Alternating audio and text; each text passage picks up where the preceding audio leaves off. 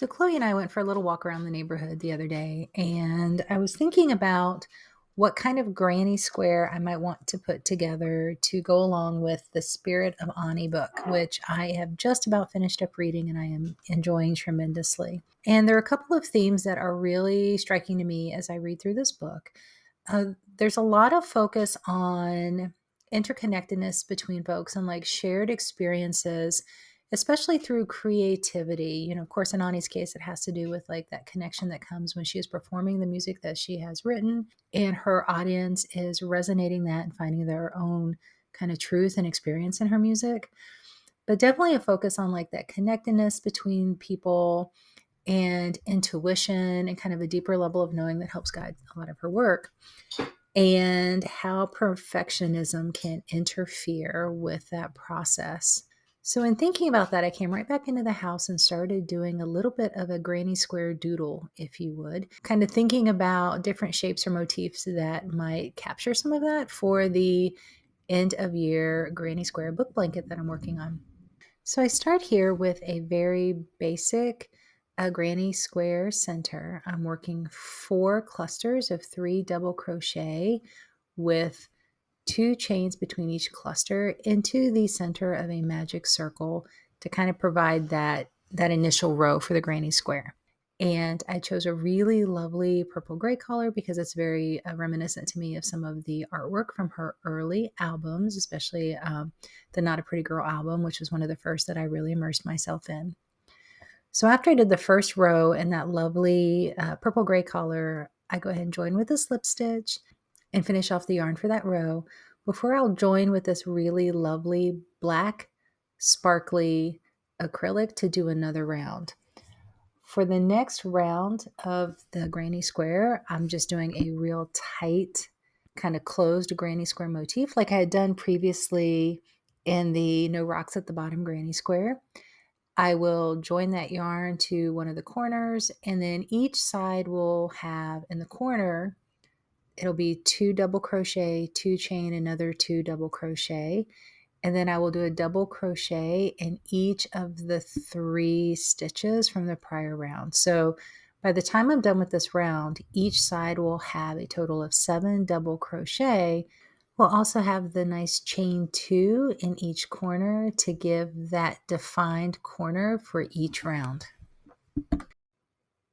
For the next round of this really lovely purple and gray variegated yarn, I decided to work the stitches as half double crochet, but to add a 5 half double crochet bobble to the middle stitch of the row. So what this ended up looking like is, not including the corners, working a half double crochet in the first 3 stitches of the row, doing the bobble in that center stitch, the 4th stitch, and then doing another 3 half double crochet to reach the corner, and then doing the corner as 2 half double crochet, chain 2, and then 2 more half double crochet. I think this added a nice little pop of interest, both from the contrasting color, and also I like the contrasting stitch with adding that bobble in the centerpiece of each row.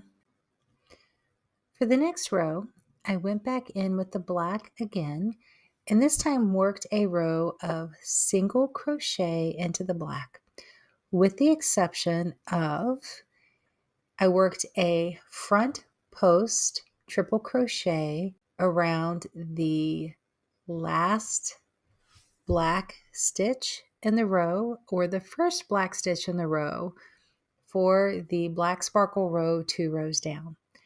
This ends up giving a really interesting corner accent piece to this row that kind of reminded me a little bit of stained glass.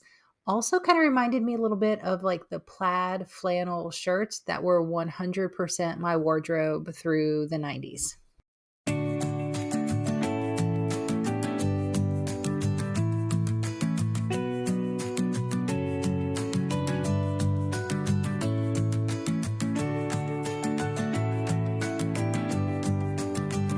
And then as soon as I finish that round, Chloe decides to pop up and say hi and inspect my work because this was too long to go without Cuddles.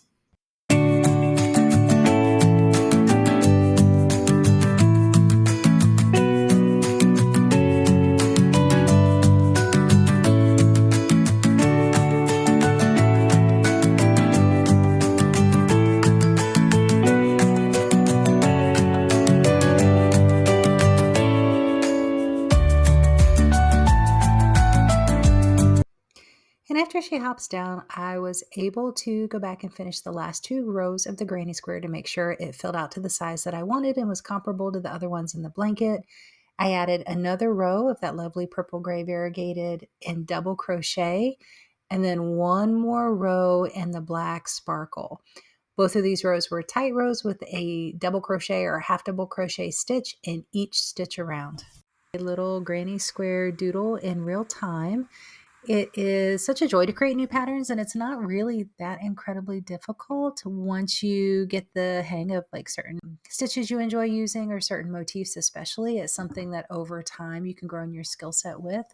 And the world needs a lot more creativity and joy in sharing. So I really encourage folks that if you are inspired by any of the creative work that you see on YouTube or other platforms around pattern designing, go ahead and give it a try yourself.